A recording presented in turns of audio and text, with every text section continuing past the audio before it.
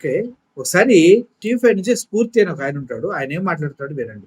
ఈ రోజు అరుదైన అతిథితో నేను మాట్లాడుతున్నా. అరుదైన అతిథి ఏమైనా గ్రహాంతర వాసి అయ్యాను ఏమన్నా? అరుదైన వజ్రాలు అరుదైన గ్రహాంతర వాసి ఏంది?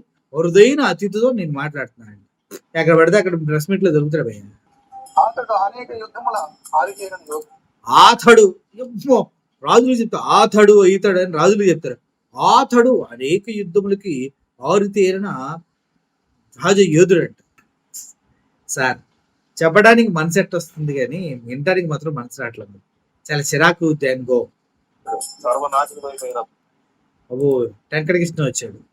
ఏనేమో మాట్లాడతాడు వినండి. ఆరితేరిన యోధుడు. సర్వనాశనమైపోయిన రాష్ట్రాన్ని పునర్నిర్మించాలనే ఒక సంకల్పంతో జైలు గోడల్ని మొదలు కొట్టుకుని బయటకు వచ్చిన చంద్రబాబు నాయుడు. అబ్బా మళ్ళీ ఇంకోసారి మీకోసం నేను ఎక్స్ప్లెయిన్ చేస్తూ ఉంటా. యుద్ధముల ఆరితేరిన యోధుడు. సర్వనాశనమైపోయిన రాష్ట్రాన్ని సర్వనాశనం అయిపోయిన రాష్ట్రం అంట. ఏం సర్వనాశనం అయిపోయింది వెంకటకృష్ణ?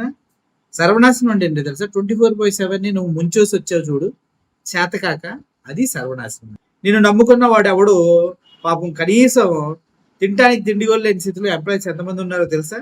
24/7 లో నువ్వు చేసిన దారుణాలకి దౌర్జన్యాలకి చివరికి నిన్ను తీసేసి వేరే వాళ్ళని పెట్టిన తర్వాత కూడా అక్కడే పీక్కుంటా లాక్కుంటా సిగ్గు లేకుండా ఉన్నావంట కదా. అంతగానే దారుణమా? ఆంధ్రప్రదేశ్ దారుణాలు ఏం జరిగినాయి? నీ నోటితో నువ్వేం మాట్లాడావు తెలుసా? అధికారంలోకి వచ్చిన తర్వాత ఇంత త్వరగా పథకాలను ప్రవేశపెట్టిన వారిలో జగన్మోహన్ రెడ్డి ఉత్తముడు, అంతకన్నా ఎవడూ లేడు. అసలు ఆశ్చర్యం కల్పించే విధంగా మాట్లాడిన నోరినది సిగ్గుందా నోటికి? పాడైపోయిన రాష్ట్రం అంట. చెప్పుతో కొడతారు ఆంధ్రప్రదేశ్ ప్రజలు. పాడైపోయిన రాష్ట్రం అది ఇదని వాగితే. వెంకటకృష్ణ